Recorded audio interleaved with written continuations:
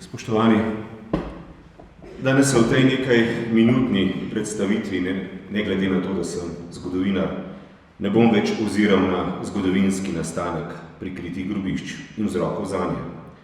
Niti se ne bom ukvarjal z vprašanjem, zakaj je jugoslovanski režim 45 let uspel v njih ohraniti molk in praktično zabrisati vse sledove. Menim, da je to slovenski javnosti že dokaj dobro poznano. Mi imamo prikrita grobišča, tukaj in zdaj.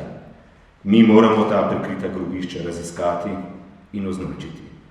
To smo dolžni tistim sorodnikom žrtev, ki že drug za drugim zapuščajo ta svet, da bodo vsaj ob izteku svojega življenja dobili notranji mir.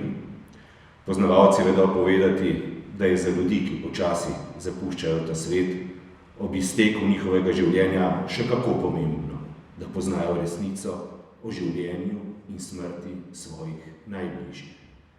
Zato gre. Sorodniki žrtev, ki ležijo v prikritih grobiščih, 45 let o njih niso smeli govoriti. Njihove upanje je bilo, da bo z demokratičnimi spremembami, predvsem pa z samostojno državo, nastal preobrat. Preobrat v smeri prepoznavanja teh žrtev in označevanja grobišč. Tisto, kar je tema mojega razmišljanja, je preprosto vprašanje, na katerega tudi sam nimam odgovora. Namreč, zakaj je bilo v 20 letih obstoja naše nove države narejenega tako malo? Slovenci teh prikritih grobišč nismo uredili, niti dostojno označili, niti nismo posmrtne ostanke predali njihovim svojcem. Vsaj tam, kjer zanje z veliko gotovostjo vemo, kdo so. Tisti, ki smo sodelovali pri raziskovanju prikritih grobišč, smo lahko opazovali, protestirali, se čudili in na koncu tudi obupali. Vse je bilo tako brezbrižno, od državnih uradnikov do odgovornih ministrov. Po drugi strani pa smo slišali polna usta praznih besed. Vse je bilo narejeno tako, da se ja ne bi naredilo nič. Koordinacija je bila na ničelni točki, pridobivanje uradnih podatkov, ki so v domeni javne uprave, prepočasno, deležni pa smo bili tudi presenetljivih odgovorov, češ, da je komisija tista, ki predlaga, izvršna oblast pa se je pač odločila drugače. Za izvršno oblast smo se še posebej angažirali, jo prepričevali in dobili vtis, da smo jo celo prepričali. Potem pa je ravnala drugače in poskušala prepričati še nas, da je vse v redu in da je sama našla najboljše rešitve. Če danes pogledam nazaj, se lahko samo začudim, kakšen premik je bil narejen v letih 2005-2008. Takrat je uspelo premakniti državni stroj. Enormno smo evidentirali, tudi sondirali in eksemplarično posmrtne ostanke iz nekaterih grobišč tudi prekopali. Raziskovali v arhivih, stvari urejali, označevali, geodetsko merili ter to zapisovali še v knjigah. Mimogrede, danes je bilo že govora o teh 3 knjigah, o 3 poročilih. V njih so popisani postopki, metodologija in rezultati na tistih grobiščih, kjer smo to uspeli narediti. In že površen bralec lahko pride do naslednjega zaključka. Slovenska stroka hoče, zna in zmore. Res, da se je tu in tam zatikalo, kajti prikrita grobišča so bila tudi zanjo velik izziv. Res, da tudi nekateri nosilci teh projektov nismo bili zmeraj enakega mnenja. Nekaj kritike in samokritike se ob tem ne otepamo. Tudi mi smo se učili. In potem je prišla Huda jama, kraj, kjer je nekdo skril žrtve za 11 pregradami in tam smo si prizadevali še bolj. Potem pa se je vse skupaj ustavilo. In če malo cinično rečemo, te knjige, ki so pred vami, so tudi zato, ker je bila Huda jama za slovensko politično elito prehuda in ker so bili tovrstni projekti na vseh ravneh zaustavljeni. In tako smo v tem času mirovanja, uspeli popisati dogodke za nazaj, jih analizirati in dati v oceno javnosti. Ob prvi obletnici vstopa do žrtev v Hudi jami smo s strahom ugotavljali, da bo izvršna oblast ustavila iznos žrtev iz jaška, da jih bo pustila v rudniku in da svojcem dostopa do njih ne bo omogočila. In to se je tudi zgodilo. Dostop do žrtev po preperelih lestvah v jašku ni več mogoč. Vhod v rov so zaprli in pred železna vrata obesili ploščo. Huda jama je spet zaprta. More biti tudi zato, da pogled na razpadajoča trupla v zabojčkih za sadje ne bi motil njihovih sorodnikov ali kakega politika, če bi slučajno prišel mimo. Kdo ve, kdaj se bodo zaščitne stene v jašku zrušile in bo iznos preostalih še okoli 2000 žrtev naslednjim generacijam tako še težje izvedljiv. In naj se vrnem k vprašanju, zakaj v 20 letih nismo naredili več? Zakaj v 20 letih nismo na koncu urejanja prikritih grobišč, pač pa po moji dokaj laični oceni nekje v izteku prve tretjine? Imamo okoli 600 evidentiranih lokacij prikritih grobišč in vsake toliko časa še kdo pokliče in pove za kakšno novo. Nihče jih več ne popisuje. Od teh 600 prikritih grobišč smo jih okoli 150 sondirali, kar pomeni, da smo zakopali lopato, potrdili obstoj grobišča in pod vrhno pastjo zemlje po večini naleteli na kosti. Res da ne povsod. Ali na prste 2 rok lahko preštejemo tista sondirana grobišča, ki smo jih lahko raziskali in posmrtne ostanke odnesli bodisi v grobnice, lokalna grobišča ali pa predali svojcem. Od teh 600 evidentiranih grobišč je v naravi označenih z nekim znamenjem, ki so ga po večini naredili svojci ali pa lastniki zemljišč, le tretjina. Drugi 2 tretjini prikritih grobišč nista označeni. Morda le okoli 5% teh grobišč zadošča nekim minimalnim kriterijem ureditve. Kakšni pa smo torej Slovenci kot narod, da nas takšne razmere na terenu ne vzpodbudijo k boljšemu in bolj odločnemu delu? Kdaj bomo končno prestopili tisti prag, da bomo spoznali, da so v teh prikritih grobiščih ljudje, ne pa smeti? Kdaj se bodo oglasili naši politiki, naše sodstvo, naši varuhi človekovih pravic in najprej glasno povedali, da je dovolj omalovaževanje posmrtnih ostankov, da je dovolj tolerance do sovražnih govorov, da je dovolj norčevanja iz žrtev in smešenja tistih, ki se s tem ukvarjajo. V mislih imam slovenske medije, med katerimi so taki, ki tovrstnega plazu ne zaustavijo, pač pa generirajo. Sprašujem se, če tovrstni zapisi prizadanjajo nas, ki nismo osebno vpeti v družine po vojni pobitih, kako šele morajo prizadeti sorodnike teh žrtev. Kako je mogoče, da imajo naši mediji tako različna merila in kako je mogoče, da ne vidijo nobenih podrobnosti. Ni dvoma, da naši mediji izražajo sočutje do žrtev, ki so bile pobite v nemških koncentracijskih taboriščih, pa do tistih pobitih v Srebrenici. Tudi žrtve Stalinovih gulagov so vredne našega sočutja.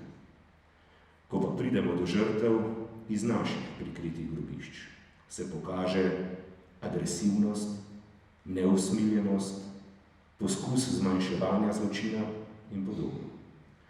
Tako nam počasi leže v kosti en pohabljen odnos do mrtvih, za katerim se skriva jasna ločnica. Ene so žrtve vredne objakovanja, drugi pa ne, saj so bili na napačni strani zgodovine. Pa je že dolgo jasno, da večini žrtev ni bilo sojeno, da so v prikritih grobiščih tudi civilisti, ženske in tudi ljudje, ki razen tega, da so bežali pred pohodom zmagovitih čet, niso imeli na vesti ničesar drugega. Očitno k boljšemu razumevanju nič ne pripomore podatek, da so bili pomorjeni po vojni, da so bili pozvani, da položijo orožje, da se predajo in da se jim ne bo nič zgodilo. Pa se jim je. Ali bi lahko ob pogledu na stotine žrtev, za katere v jaških hude jame ni bilo več prostora in so jih pobili na grozovit način kar v rovu, vsaj obmolknili, se ustavili, pomislili in premislili. In potem molčali, če že nimajo povedati kaj spravljivega in pomirjujočega. Ne, pri nas ta molk traja samo nekaj dni, 3, 4, potem pa se usuje. Odkrito moram priznati, da zadnjih nekaj let pri nas od nikogar več ne pričakujem, da bo rekel mea culpa. Pričakoval pa bi, da bi vsaj molčal. Molčal in v svojih spominih iskal razloge, zakaj se nam je kot narodu to zgodilo in kakšen je bil delež njegove osebne odgovornosti pri tem. Pri nas je še vedno čas, ko se išče ljudi, ki bi vendarle bili pripravljeni kaj povedati. Išče se ljudi z druge strani puškine cevi, ki bi se izpovedali, ki bi pokazali kraje, kjer so se dogajali zločini, da bi jih lahko mi zatem zapisali za zgodovino. Ampak pri nas teh ljudi, ki bi se bili pripravljeni izpovedati, ni. In to spoznanje je zame še posebej boleče. Ni jih zato, ker se še danes počutijo močne, zato, ker so še danes zavarovani in zato, ker sprava in sočutje v njihovo zavest še nista prišli. Dokler bodo razmere take, pomeni, da smo še nekaj svetlobnih let oddaljeni od spravnih dejanj, ki pa bi bila nujna. Če se en krog ljudi tako sveto oklepa svoje resnice, o dejanskih ravnanjih pa molči ali pa jih celo zanika, če je še zmeraj pod zaščito nosilcev politične in družbene moči, potem je jasno, da bodo vsa druga dejanja, s katerimi poskušamo razkriti prava dejstva in odgovornost zanje, zminimalizirana, blokirana in medijsko osmešena. Mnogo upov se sedaj polaga v novo vlado. Ali se bo nova koalicija ob globoki gospodarski in finančni krizi sposobna soočati z nujnimi civilizacijskimi upravili s pokopom mrtvih. Posebej je bila izpostavljena koalicijska zaveza, da se ta vlada ne bo ukvarjala z ideološkimi temami in polpreteklo zgodovino. Prav je tako. Naj se z njimi ne ukvarja. Naj na mrtvih ne nabira političnih točk in naj se ne spušča v ideološke prepire. Naj zgolj omogoči tistim, ki so po zakonu določeni, da te stvari urejajo, da bodo to lahko počeli. Kajti posmrtni ostanki, razmetani po slovenskih tleh, niso polpretekla zgodovina. So njena posledica, ki je tukaj in zdaj in ki že 60 leti čaka na generacijo, ki bo to dostojno uredila. Zato bi država morala omogočiti iznos posmrtnih ostankov vseh žrtev iz hude jame, še okoli 2000 jih je ostalo vojaško, in pokop na grobnem polju zunaj rudnika. Omogočiti nadaljevanje topografije prikritih grobišč. Omogočiti nadaljevanje raziskav na terenu za sondiranjem oziroma potrjevanjem. Država bi morala omogočiti prekop žrtev na pokopališča ali v kostnice tam, kjer je možnost osebne identifikacije žrtev in kjer so morišča na neprimernih krajih. Omogočiti bi morala geodetske odmere vseh potrjenih grobišč, ki bi jih naravi označili in uredili. Končno bi morala vzpostaviti register vojnih grobišč, kot določa zakon, in ustvariti pogoje, da se vključijo v planske akte lokalnih skupnosti, kar bi jim omogočalo vsaj minimalno zaščito v prostorskem planiranju, recimo pri gradbenih posegih v prostor.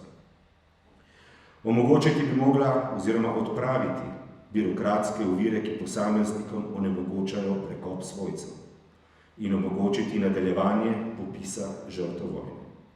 In končno bi morala ratificirati že pred 4 leti sklenjen sporazum s Hrvaško o ureditvi vojnih grobišč in skleniti sporazume z drugimi državami iz področja nekdanje Jugoslavije in te sporazume udejaniti v praksi. In preprečiti, da bi delo na področju prikritih grobišč bilo odvisno od politične odločitve resornega ministra. Vse to nas, Slovence, kot narod še čaka. In zato ključno vprašanje za današnji čas gotovo ni več vprašanje, zakaj so bili tako veliki zločini skriti 45 let. Ključno vprašanje je, zakaj Slovenci po 20 letih demokratičnega življenja in svoje države nismo zmogli bolj dostojno rešiti vprašanja prikritih grobišč in žrtve v njih dostojno položiti k zadnjemu počitku. Zakaj torej nismo bili sposobni storiti